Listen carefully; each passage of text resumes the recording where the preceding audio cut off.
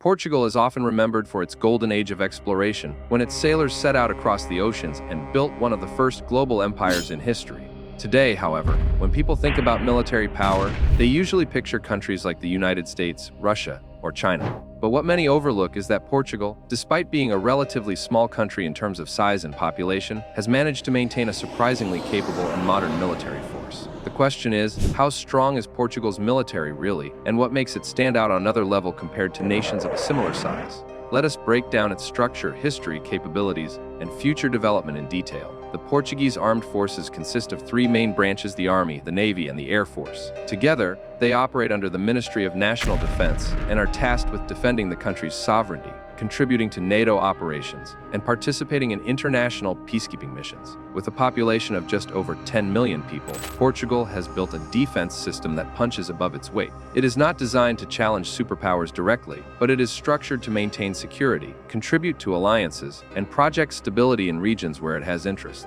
To truly understand Portugal's military strength, we need to start with its geography and strategic importance. Portugal is located on the Iberian Peninsula, sharing a border with Spain and facing the vast Atlantic Ocean. Its location gives it direct access to key maritime routes and positions it as a gateway between Europe, Africa, and the Americas.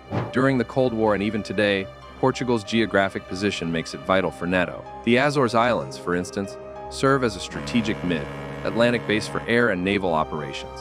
This base has been critical for both the United States and NATO allies, allowing them to extend their reach across the Atlantic. Portugal maintains around 27,000 active military personnel, with an additional 200,000 in reserve. While this number is modest compared to larger European nations, the quality and training of these forces is impressive. Portugal is a founding member of NATO, which means its military is deeply integrated into the world's strongest defense alliance. This allows the Portuguese Armed Forces to operate with advanced training standards, shared intelligence, and access to cutting-edge technologies through partnerships. The Portuguese Army is the largest branch, with about 15,000 active soldiers. It is primarily responsible for land defense, peacekeeping missions, and rapid deployment. Portugal's army may not be huge, but it is highly professional. It is structured around brigades and specialized units, including mechanized paratrooper and special forces. One of its most respected units is the Commandos, an elite special operations force trained in counterterrorism, reconnaissance, and unconventional warfare. The Commandos have a reputation for toughness, having served in numerous international operations where they earned praise from allied forces. Portugal also has the Rangers, another elite unit specializing in high-intensity combat and rapid response. These special forces are often deployed in missions abroad, showcasing Portugal's ability to contribute to NATO and United Nations operations. In fact, Portugal has participated in missions in Kosovo, Afghanistan, East Timor,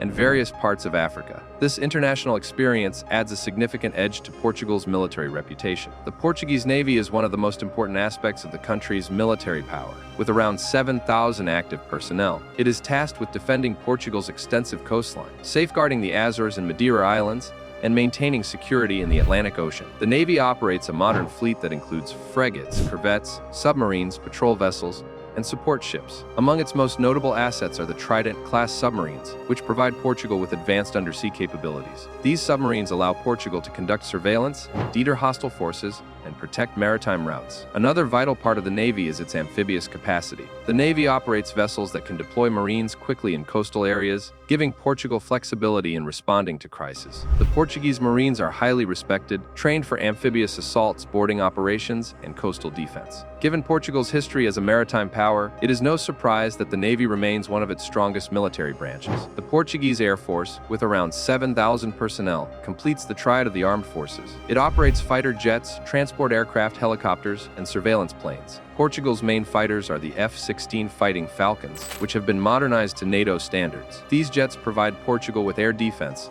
reconnaissance, and strike capabilities. While the fleet is not large, it is well maintained and integrated with NATO's broader air defense network. In addition to fighters, Portugal also uses transport aircraft like the C-130 Hercules and KC-390 Millennium, which are essential for troop movements, humanitarian aid, and overseas missions. Here is where things get particularly interesting. Portugal may not have the largest military, but it has carved out a reputation for specialized excellence. Its soldiers are known for adaptability, discipline, and experience in international missions. For example, during NATO's mission in Afghanistan, Portuguese troops earned praise for their effectiveness in both combat and reconstruction efforts. In East Timor, Portugal played a key role in stabilizing the region, reflecting its long-standing ties to former colonies and its commitment to international peacekeeping. Portugal's military budget is another important factor to consider. The country spends around 1.5% of its GDP on defense, which amounts to roughly $3 to $4 billion annually. While this is below NATO's target of 2%, Portugal has been steadily increasing its defense spending in recent years. This budget is used carefully to prioritize modernization,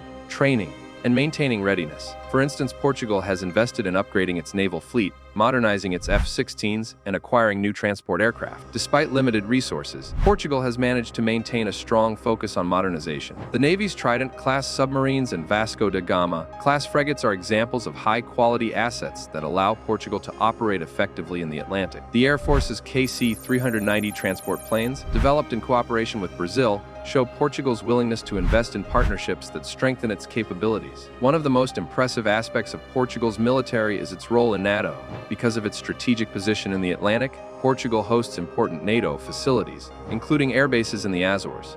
These facilities are crucial for transatlantic operations, giving NATO a forward base for air and naval activities. Portugal's reliability as an ally makes it a valuable member of the alliance, despite its smaller size. Now think about this for a moment. Portugal's military may not be massive, but if a conflict were to break out in the Atlantic or Europe, Portugal would play a vital role in securing sea lanes, providing rapid response forces, and hosting NATO operations.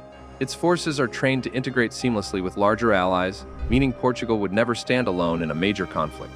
Instead, its strength lies in its interoperability, strategic location, and specialized units that can be deployed worldwide. Portugal's military is also expanding into new domains such as cyber defense and space security. Modern warfare is no longer just about tanks, ships, and planes. It also involves defending against cyber attacks, securing satellites, and ensuring communication systems are safe. Portugal has recognized this and has created units focused on cyber defense. This investment ensures that Portugal can defend not just its physical borders, but also its digital infrastructure. Of course, Portugal faces challenges.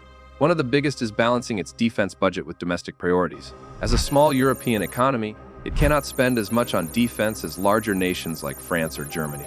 This means Portugal has to be selective in its acquisitions and careful in its planning. Another challenge is keeping up with rapid technological changes in warfare. While Portugal has invested in modernization, staying on par with global military innovations is always a challenge for smaller nations. Looking to the future, Portugal plans to continue modernizing its armed forces. This includes replacing older ships, upgrading aircraft, and expanding cyber capabilities. The country is also considering its role in space security as satellites and communication systems become increasingly vital to national defense.